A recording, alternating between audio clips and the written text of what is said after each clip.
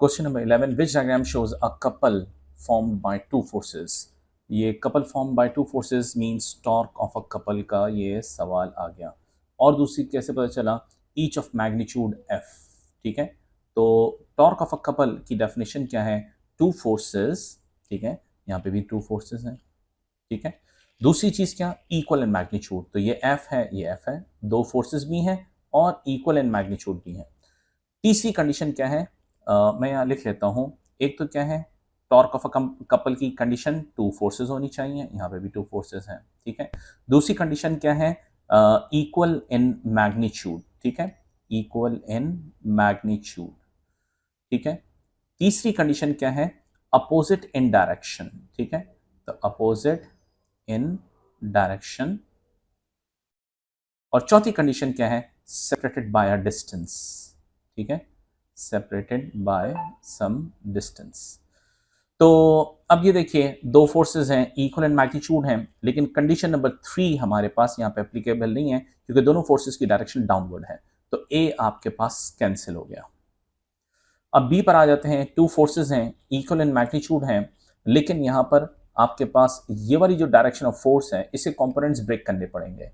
तो यहाँ पर ये बन जाएगी एफ साइन थीटा और ये बन जाएगी आपके पास F cos theta.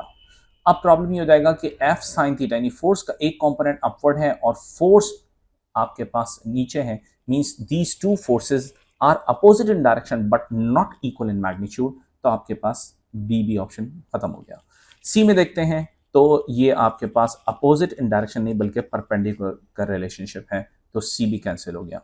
D option देखें तो देखिए, टू फोर्सेस हैं, यस टू फोर्सेस हैं, इक्वल इन मैग्नीट्यूड भी है, अपोजिट ये अपवर्ड है, ये डाउनवर्ड, अपोजिट इन डायरेक्शन भी है और सेपरेटेड बाय डिस्टेंस भी है। तो आपके पास जो आंसर हुआ वो हुआ डी। ठीक है, नाउ 11 के बाद हम चलते हैं 12 पे। अ स्टूडेंट स्टेट्स दैट, एक बच्चे ने लिखा है, if the object is in equilibrium the sum of clockwise movement about a point X is equal to the sum of anti clockwise movement about a point O Y. नहीं भाई, ये बात गलत लिखी है बच्चे ने। ठीक है, देखिए आपके पास फॉर एग्जाम्पल मेरे पास ये एक सी सॉ है। ठीक है, और ये आपके पास पिवट है और इसको, अबे यार जितनी देर में ये पिवट बनेगा उतनी देर में दोबारा बनाते हैं। ये आप समझिए कि पिवट हमने सेंटर में बनाया है, मींस यहाँ से यहाँ तक का डिस्टेंस और यहाँ से यहाँ तक का distance, these two distances are equal. Pivot जो है सेंटर पे है। अब हम ये कहते हैं अबाउट पॉइंट एक्स, तो ये पिवट को हम एक्स पॉइंट ले लेते हैं। ठीक है, अब आपके पास अगर मैं एक फोर्स यहाँ पे लगाता हूँ तो it produces a clockwise movement, ऐसा ही है। और अगर आपके पास एक फोर्स में इधर लगाता हूं, it produces a anti clockwise movement about point x. ठीक है, ये आपके पास फोर्स प्रोड्यूस कर रही है क्लॉकवाइज मूवमेंट और दूसरी फोर्स एफ जो है वो प्रोड्यूस कर रही है आपके पास anti clockwise movement about point X. अगर ये दो फोर्सेस या दो मूवमेंट्स आपके पास इक्वल हो, यानी आपके पास clockwise movement is equals to anti clockwise movement हो जाए, तब जाके ऑब्जेक्ट इक्विलिब्रियम पे होगा। लेकिन आपके पास पिवट दोनों का एक ही पॉइंट होना चाहिए, जिसको अबाउट अ पॉइंट एक्स या अबाउट अ पॉइंट वाई इसने बात की है। ठीक है, which condition would make the student statement correct. कह रहा है भाई आप किस तरह से बच्चे की स्टेटमेंट को करेक्ट कर सकते हैं। तो इसमें हर चीज सही है सिवाय इसके कि या तो पॉइंट एक्स कह दें दोनों के लिए या दोनों के लिए पॉइंट वाई कह दें। आइदर एक्स और Y is the centre of gravity of object, इसका कोई ताल्लुक नहीं है आपके पास मूवमेंट से। डी देखते हैं, X and Y are the same point on the object. Yes this is correct, X और वाई दोनों एक ही पॉइंट हो, एक ही आपके पास पिवट हो। ठीक है, तो डी आपके पास आंसर है। 13, a uniform rod of length 30 centimeter and weight 5.2 Newton. Uniform rod से हमें क्या पता चला कि वेट जो है इसकी ज्योमेट्रिकल सेंटर पर लाई करेगा। Is attach to a wall by a hinge at one end, the other end of the rod is supported by a wire so that the rod is horizontal and in equilibrium. ठीक है, the wire is at an angle of 40 degree to the horizontal. ठीक है, what is the tension in the wire. तो सबसे पहले तो आपके पास जो ये रॉड है इसकी लेंथ 30 सेंटीमीटर है। 30 सेंटीमीटर का मतलब ये कि आपके पास 15 सेंटीमीटर पे इस रॉड का वेट लाई कर रहा होगा। तो हम सबसे पहले ये काम ये करते हैं कि ये पॉइंट ले लेते हैं जो कि आपके पास वेट है, और आपके पास हिंज यानी पिवट ये पॉइंट दिया हुआ है, this point is the hinge. तो आपके पास यहाँ से यहाँ तक का जो परपेंडिकुलर डिस्टेंस बनता है वो आपके पास 15 सेंटीमीटर, इसको हम लेबल कर लेते हैं। अच्छा, उसके बाद आपके पास टेंशन हमें फाइंड आउट करनी है। तो टेंशन हमारे पास बेटा क्या हो जाएगी, टेंशन को लेबल कर लेते हैं, ये आपके पास टेंशन इन द वायर है। ठीक है, अब टेंशन इन द वायर हमें निकालनी है, यानी टी की वैल्यू निकालनी है। तो टेंशन के दो कंपोनेंट्स बन जाएंगे आपके पास। एक टेंशन का परपेंडिकुलर कंपोनेंट बनेगा, ठीक है, और इस कंपोनेंट को हम क्या कहते हैं, T sine 40 degree, perpendicular component. ठीक है, और आपके पास या वर्टिकल कंपोनेंट, और एक हॉरिजॉन्टल कंपोनेंट बना लेते हैं। और अबे यार ये क्या हो गया, ये एक आपके पास टेंशन का हॉरिजॉन्टल कंपोनेंट हो गया, और इसका नाम क्या होगा, टी कॉस ऑफ 40 डिग्री, और हमें इससे मतलब नहीं है। ठीक है, तो इसको मैं उड़ा देता हूँ।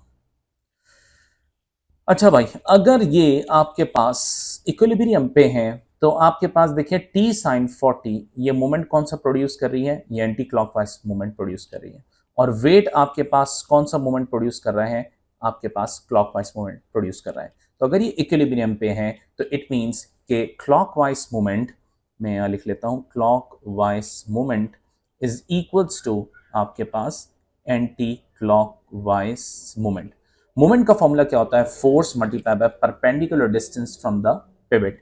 तो फोर्स क्या है, वेट, और पिवट से परपेंडिकुलर डिस्टेंस कितना हो जाएगा, 15 सेंटीमीटर। ठीक है, तो हम यहाँ पे W times 15 centimetre is equals to anti clockwise moment, यहाँ पे क्या है, T sine of 40 degree times, और ये रॉड जो थी वो 30 सेंटीमीटर की थी, तो यहाँ पे perpendicular distance from the pivot is 30 centimetre.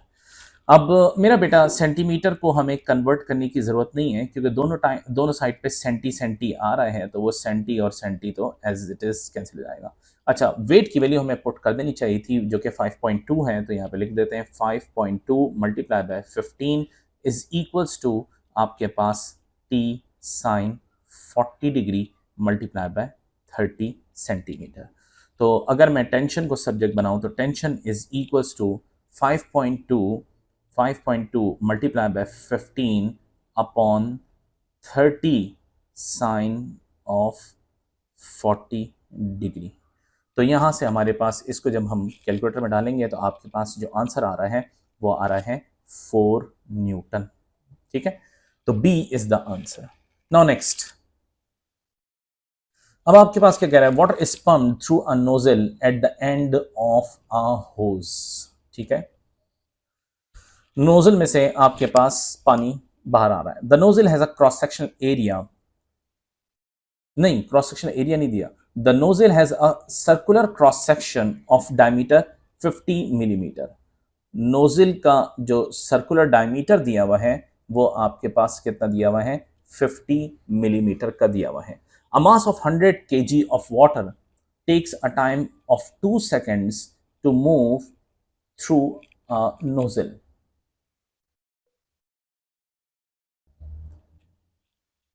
ठीक है, through the nozzle. The density of water is 1000 kilogram per cubic meter. What is the speed of the water in the nozzle? ठीक है, तो ये तो कहानी आपके पास डेंसिटी दी हुई है हमें। ठीक है, डेंसिटी दी हुई है पानी की, सही है, पानी का हमें मास दिया हुआ है। ठीक है, अच्छा, अगर मेरा बेटा, मेरे पास डेंसिटी का फॉर्मूला है, डेंसिटी बराबर है मास अपॉन वॉल्यूम। ठीक है, और हमारे पास उसने दिया हुआ है mass of water takes a time of 2 seconds। Volume को इधर लेके चले जाता हूँ, यानी mass density multiply by volume बराबर है मास के, और वॉल्यूम को हम तोड़ देते हैं एरिया मल्टीप्लाई बाय डिस्टेंस में, एरिया मल्टीप्लाई बाय डिस्टेंस में। ये बेटा क्या मतलब हुआ, देखो इसको इस तरह से समझो। फॉर एग्जांपल ये तुम्हारे पास एक अदद नोजल है, ठीक है, ये नोजल है, और नोजल का जो उसने तुम्हें क्रॉस सेक्शन एरिया दिया हुआ है, वो तुम्हारे पास ये क्रॉस सेक्शन एरिया तुम्हें नोजल का दिया हुआ है, जो कि उसने क्या कहा है, ये ए, ये आपके पास एरिया है, ठीक है। और इस नोजल के अंदर से पानी को गुजरने में 100 केजी वाटर को गुजरने में 2 सेकंड्स लगते हैं, ठीक है। और इसने क्या कहा कि जो नोजल का जो डायमीटर है वो आपके पास दे दिया है उसने 50 मिलीमीटर, ठीक है। अच्छा, अब हमारे पास ये हो गया मास के बराबर। मुझे बेटा क्या निकालना है, स्पीड निकालनी है। अच्छा, ये जो वॉल्यूम को मैंने ब्रेक किया है एरिया मल्टीप्लाई बाय डिस्टेंस में, तो ये तुम्हारे पास एरिया हो गया, और ये वो डिस्टेंस है जो आपके पास पानी ने ट्रेवल किया है through the nozzle in a time of 2 seconds, ठीक है। अच्छा, तो अब मैं अगर एक काम ही करूं, इस डिस्टेंस को टाइम से डिवाइड कर दूं, तो मेरे पास डिस्टेंस अपॉन टाइम क्या हो जाएगा, वेलोसिटी। तो हम एक काम ही करते हैं, अपनी इस वर्किंग को थोड़ा सा साइड पे करते हैं ताकि स्पेस मिल जाए जी। तो मैंने क्या किया, ये रही डेंसिटी, उसके बाद ये रहा एरिया, और multiply by distance upon time. जब मैंने डिस्टेंस को यहाँ पे टाइम से डिवाइड किया तो इक्वेशन को बैलेंस करने के लिए मास को भी टाइम से डिवाइड कर दिया। अब मुझे यहाँ से क्या हुआ कि मुझे यहाँ पर डिस्टेंस अपॉन टाइम बन गया मेरे पास वेलोसिटी। तो मेरे पास density multiply by area multiply by velocity को मैं आपके पास लिख देता हूँ पिंक कलर से, this is my velocity is equals to mass upon time. अब हमने सिंपली वैल्यूज को प्लग इन करना है। डेंसिटी की वैल्यू आपके पास कितनी दी हुई है, 1000। एरिया, एरिया हमारे पास किसके बराबर होता है बेटा, एरिया कई दफ़ा बता चुका हूँ, एरिया बराबर होता है पाई, क्रॉस सेक्शन एरिया ना, तो पाई आर स्क्वायर, और रेडियस किसके बराबर होता है, डायमीटर अपॉन 2 के, तो पाई डी अपॉन 2 का होल स्क्वायर। तो ये आपके पास एरिया बन गया pi D square, where D is the diameter upon 4। तो एरिया की जगह हमने क्या लिख दिया, pi D square upon 4 times velocity बराबर है, मास कितना था, 100 केजी मास था, और टाइम्स 2 सेकेंड था। तो यहाँ पे हम लिख देते हैं 100 अपॉन 2। मेरा बेटा कैंसिल होते हुए क्या नजर आ रहा है, ये 2 जीरो और ये 2 जीरो यहाँ से गए, ये 2 1 जा 2 और ये 2 2 जा 4, ठीक है। अच्छा, उसके बाद आपके पास ये 2 1 जा 2 और ये 2 5 जा 10 यहाँ से गया, ठीक है।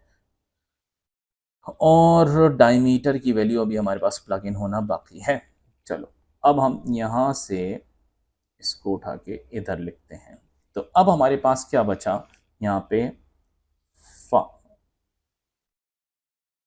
5 multiply by pi D square times V is equals to 1।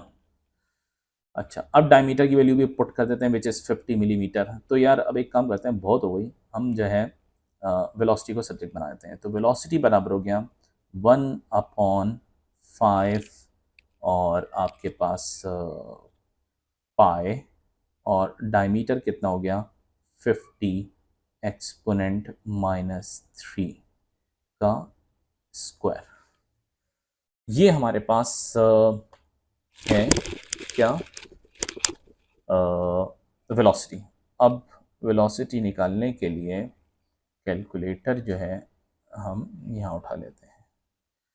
तो ये मेरे भाइयों 1/5 शिफ्ट और ये पाए और मल्टीप्लाई बाय ब्रैकेट और 50 एक्सपोनेंट -3 और ये ब्रैकेट क्लोज और ये स्क्वायर। तो ये आपके पास आंसर आ गया 25.46। 25.46 जो है हमारे पास, यानी सी इज द राइट आंसर। सी को हम कर देते हैं। नाउ बेटा अब नेक्स्ट है हमारे पास, a solid wooden cube rest on a horizontal surface. कह रहे हैं एक अदद क्यूब है जो कि हमने हॉरिजॉन्टल सरफेस के ऊपर रखा हुआ है, which gives what gives the pressure exerted by the weight of the cube on the horizontal surface। कह रहे हैं हॉरिजॉन्टल सरफेस के ऊपर, जो आपके पास ये हॉरिजॉन्टल सरफेस थी, ठीक है, ये हॉरिजॉन्टल सरफेस थी और इसके ऊपर आपने एक अदद जो है वो बॉक्स रखा हुआ था, ये, ठीक है, और ये आपके पास बॉक्स था,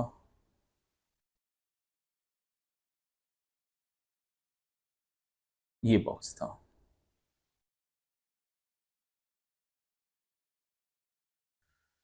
तो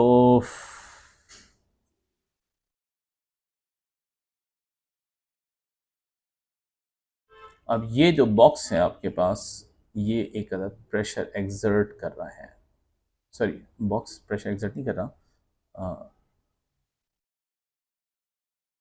वेट जो है ये आपके पास, ये आपके पास जिसका बेस है ना, आगे चलते हैं। ये इसने क्या बोला था कि what gives the pressure exerted by the weight of the cube on the horizontal surface. ठीक है, अच्छा अब अगर मैं बात ये करूं कि प्रेशर का फॉर्मूला आपके पास क्या होता है, तो प्रेशर बराबर है फोर्स अपॉन एरिया। ठीक है, और चूंकि फोर्स यहां पर वेट के बराबर है तो मैं यहां लिख देता हूं वेट अपॉन एरिया। अच्छा, और वेट को हम तोड़ देते हैं एम जी के अंदर, एम जी अपॉन एरिया के। अच्छा, और मास को हम ज़्यादा तोड़ सकते हैं density multiply by volume times acceleration to gravity upon area के। ठीक है, अच्छा उसके बाद वॉल्यूम जो है, अगर ये आपके पास क्यूब था, ये सॉलिड क्यूब जैसा कि इसने सवाल में कहा है सॉलिड क्यूब, तो क्यूब की जो लेंथ है वो हर साइड एल है। ठीक है, यानी ये भी लेंथ एल है, यहाँ से यहाँ तक की लेंथ भी एल है। ठीक है, और आपके पास ये वाली साइड भी आपके पास लेंथ एल है। ठीक है, तो ये तीन साइड लेंथ एल है। तो यहाँ पर ये जो मेरा वॉल्यूम है, कहाँ पर, ये वाला वॉल्यूम, किस जगह पर, ये वॉल्यूम, इस वॉल्यूम को मैं तोड़ सकता हूँ किस में, length multiply by length multiply by length means L cube में, और इस वाले एरिया को मैं तोड़ सकता हूँ length multiply by length means L square में। तो मेरा बेटा प्रेशर का फाइनल फॉर्मूला क्या बन गया, डेंसिटी टाइम्स, और यहाँ पर हम लेंथ को लिख देते हैं लेंथ का क्यूब, ठीक है, टाइम्स जी अपॉन लेंथ का स्क्वायर। अब हमारे पास कुछ चीज़ें कैंसिल हो रही हैं और वो है पावर। तो ये हमारे पास जो फाइनल स्टेज जो प्रेशर की बनी वो रॉ एल जी बनी, प्रेशर के बराबर है। अब हम ऑप्शंस चेक करते हैं, ऑप्शन कौन से हैं, the product of the acceleration of free fall and the density of the cube. कह रहे हैं आपके पास डेंसिटी और एक्सेलरेशन ऑफ फ्री फॉल के बराबर प्रेशर होगा नहीं। ठीक है, तो आपके पास ए ऑप्शन कैंसिल हो गया।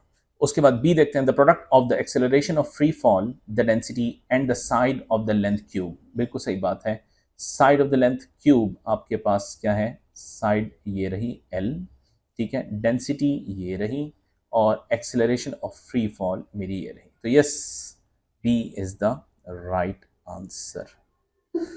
16th, which expression could be used to calculate power। तो भाई पावर का एक फॉर्मूला है हमारे पास, पावर बराबर है एनर्जी अपॉन टाइम। दूसरा फॉर्मूला है वर्क डन अपॉन टाइम।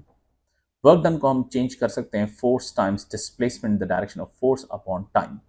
तो आपके पास ऑप्शन चेक करते हैं। ए में लिखा है current square upon R, this is incorrect. Power का फॉर्मूला है करंट का स्क्वायर टाइम्स रेजिस्टेंस, तो ए गलत है। Force into displacement upon time, yes, B is the right answer. ठीक है। C current square time resistance, ये भी गलत है। और वेट अपॉन टाइम यानी फोर्स इनटू डिस्प्लेसमेंट, तो डी भी गलत है। Now 17, a bungee jumper jumps from a platform and is decelerated by an elastic bungee cord as shown। ठीक है।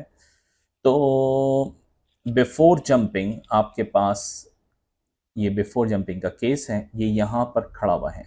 अगर यहां पे खड़ा हुआ है तो इसके पास सारी की सारी ग्रेविटेशनल पोटेंशियल एनर्जी होगी, ऐसा ही है।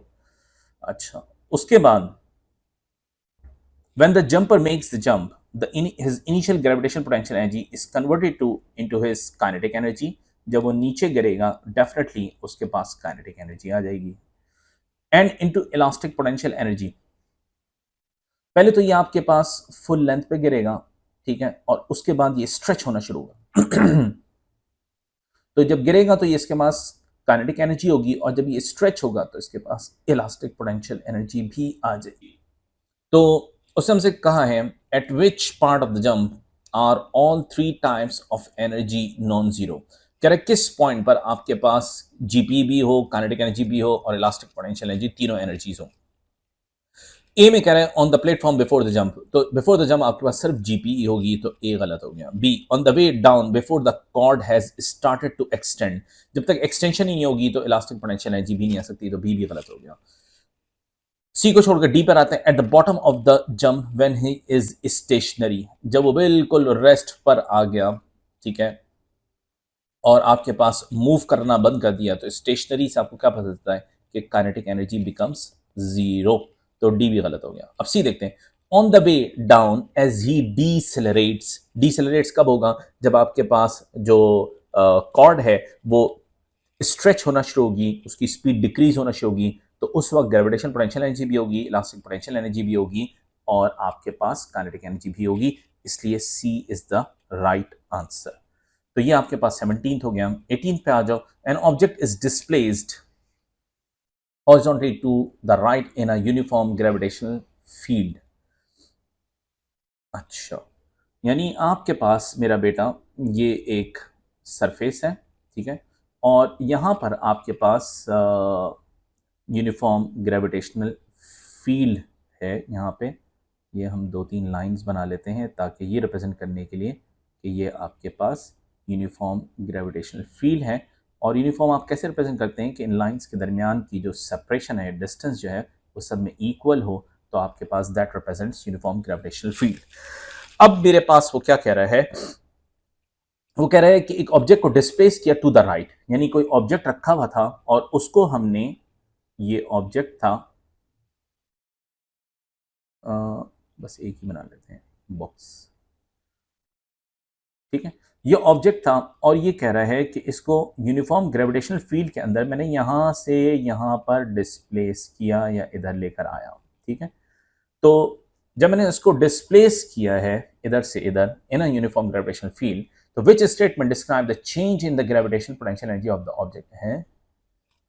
ग्रेविटेशनल पोटेंशियल एनर्जी तो चेंज नहीं होगी जब तक हाइट इंक्रीज या डिक्रीज ना हो, ग्रेविटेशनल पोटेंशियल एनर्जी चेंज नहीं होती। खैर, it decreases in direction proportion to the displacement, कह रहे जितना आपके पास राइटवर्ड जाएगा ग्रेविटेशनल पोटेंशियल एनर्जी वो प्रोपोर्शनली आपके पास चेंज होगी। दैट्स नॉट करेक्ट, गलत है। बी में कह रहे हैं it does not change with the displacement. Yes, जाहिर है, इसको आप इधर लेके जाओ हॉरिजॉन्टल डायरेक्शन में, राइटवर्ड जाओ या लेफ्टवर्ड जाओ, ग्रेविटेशनल पोटेंशियल एनर्जी पे कोई फर्क नहीं पड़ेगा जब तक आप वर्टिकल डायरेक्शन में मूव नहीं करते। तो बी आपके पास मोस्ट लाइकली राइट आंसर होगा। हम सी देखते हैं। It increases in direct proportion to the displacement, this is again wrong. It increases in direct proportion to the square of the displacement, no, not at all, ठीक है। तो आपके पास B is the right answer। 19th, a copper wire of length 3.6 meter and diameter 1.2 millimeter, ठीक है, length they the, diameter they the, stretched by a force of 37 Newton, ठीक है। the wire obey Hooke's law, यानी F is equals to KE लग रहा है उसमें। The young modulus आपके पास दे दिया है, what is the extension caused by this wire. तो मेरे बेटा यंग मॉडुलस का आपके पास, मेरे पास स्पेस कम, मैं यहाँ लिख लेता हूँ। यंग मॉडुलस का फॉर्मूला आप सबको याद होगा, force multiply by length upon area times extension. ये आपके पास यंग मॉडुलस का फॉर्मूला है, ठीक है। हमें क्या निकालना है, एक्सटेंशन निकालना है। तो ई को हम सब्जेक्ट बनाते हैं और आपके पास फॉर्मूला हो गया F L upon A times capital E. Now force आपके पास कितनी दी हुई है, 37 न्यूटन। तो 37 न्यूटन हम पुट कर देते हैं, मल्टीप्लाई बाय लेंथ कितनी दी हुई है, 3.6 मीटर, वो भी पुट कर देते हैं। एरिया यानी क्रॉस सेक्शन एरिया आपको नहीं दिया हुआ, तो एरिया की जगह उसने आपको क्या दे दिया है, डायमीटर। और हमने अभी ऊपर बात की है, एरिया बराबर होता है पाई डी स्क्वायर अपॉन 4।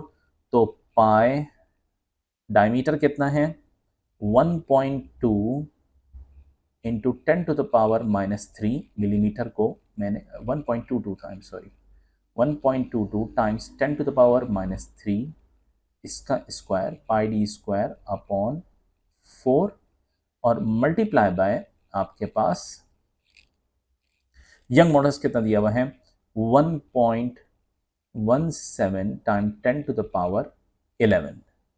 ये आपके पास हो गया एक्सटेंशन के लिए वैल्यूज हमने प्लग इन किए हैं। तो इसको जब हम कैलकुलेटर में डालेंगे तो आंसर आएगा आपके पास 1.1 मिलीमीटर। 1.1 मिलीमीटर, तो इसका नियरेस्ट आंसर 0.97 मिलीमीटर आ रहा है, ठीक है। 19th के बाद the last one, 20th, a spring has spring constant के, ठीक है। कह रहे एक स्प्रिंग है जिसका स्प्रिंग कांस्टेंट के है।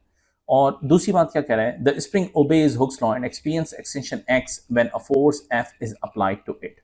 मेरा बेटा वो आपसे ये कह रहा है कि ये मेरे पास एक अदद स्प्रिंग है, ठीक है, और इसके ऊपर जब मैं कोई फोर्स लगाता हूं, ठीक है, एफ, तो इस स्प्रिंग के अंदर आपके पास एक्सटेंशन जो आ जाती है, यानी लेट से आपके पास ये स्प्रिंग पहले इस फॉर्म में था और अब एक्सटेंशन होके ये आ गई। तो ये जो एक्सटेंशन आई, कह रहा है इस एक्सटेंशन का नाम है एक्स और इस स्प्रिंग का स्प्रिंग कांस्टेंट है के, ठीक है।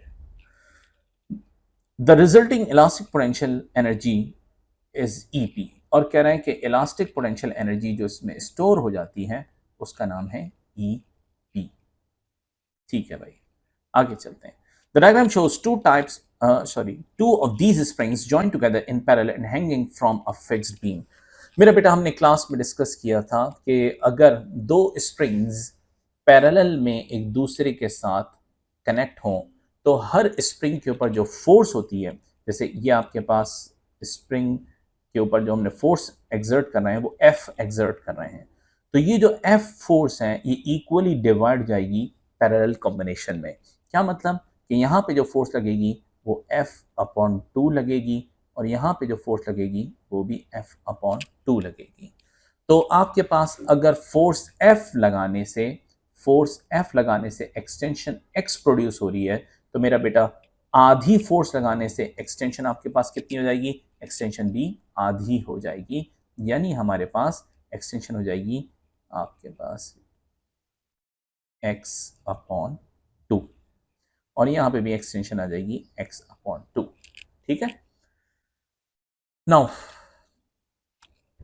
अब हमारे पास ये आ गई, एक्सटेंशन भी आ गई और फोर्स भी यहाँ पर चल गई, ठीक है। आगे चलते हैं। वो आपसे कह रहा है what is the extension and total elastic potential energy of this arrangement when the same force F is applied.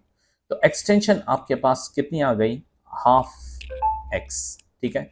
तो आपके पास एक्सटेंशन हाफ एक्स, ए और बी बचा, सी कैंसिल हो गया और डी कैंसिल हो गया, ठीक है। तो हमारे पास सी कैंसिल और डी कैंसिल। अब कह रहे हैं टोटल इलास्टिक पोटेंशियल एनर्जी निकालो। तो अगर मैं इस साइड की इलास्टिक पोटेंशियल एनर्जी निकालूं, मेरा बेटा हम पहले यहाँ पे इलास्टिक पोटेंशियल एनर्जी का जरा फॉर्मूला तो लिख दें। इलास्टिक पोटेंशियल एनर्जी किसके बराबर होती है, हाफ एफ एक्स के। हाफ के एक्स स्क्वायर भी ले सकते हैं, लेकिन फिर हमें स्प्रिंग कांस्टेंट वगैरह की तरफ जाना पड़ेगा, तो दोनों की एफ हमारे पास है तो हम बहुत आराम से निकाल लेंगे। तो मेरा बेटा अगर मैं इस साइड पर स्प्रिंग के इस साइड की इलास्टिक पोटेंशियल एनर्जी निकालूं तो मेरे पास हो जाएगा इलास्टिक पोटेंशियल एनर्जी बराबर है 1/2 एफ की वैल्यू कितनी है, एफ की वैल्यू मेरे पास है F/2 और एक्सटेंशन की वैल्यू कितनी है x/2। तो मेरा बेटा इलास्टिक पोटेंशियल एनर्जी लेफ्ट वाले स्प्रिंग की हो गई 1/8 F इंटू एक्स। ठीक है, राइट साइड वाले स्प्रिंग के लिए हम निकालते हैं इलास्टिक पोटेंशियल एनर्जी का फॉर्मूला, तो सेम हमारे पास होगा क्योंकि x/2 है F/2 है तो मेरे पास 1/8 F इंटू एक्स। ठीक है, नाउ अगर मैं टोटल इलास्टिक पोटेंशियल एनर्जी निकालना चाहूं तो टोटल इलास्टिक पोटेंशियल एनर्जी मेरे पास कितनी जाएगी, तो EPE टोटल, ठीक है, वो बराबर हो जाएगी 1/8 Fx प्लस 1/8 Fx, ऐसे ही है। अच्छा, जब आप इसका एलसीएम लेंगे तो आपके पास आंसर आ जाएगा 1/4 Fx। अगर मैं 1/4 को जरा तोड़ के लिख दूं, 1/2 मैंने बाहर ले लिया और मैंने ब्रैकेट के अंदर 1/2 Fx ऐसे लिखूं, तो आई होप कि आपको कोई ऑब्जेक्शन नहीं होगा। नाउ मेरा बेटा अब अगर जरा इसको देखो 1/2 Fx ये किसके बराबर था, ये बराबर था EP के बराबर, इलास्टिक पोटेंशियल एनर्जी जिसको उसने इस तरह से बताया था। तो क्या मैं यहां पर इसको रिप्लेस कर दूं, 1/2 एज इट इज है और ये मैंने लिख दिया EP के, तो अब तुम्हारे पास आंसर बना A। ठीक है भाई, तो ये हमारे पास था आज का इस वीडियो का आखिरी सवाल। नेक्स्ट क्लास में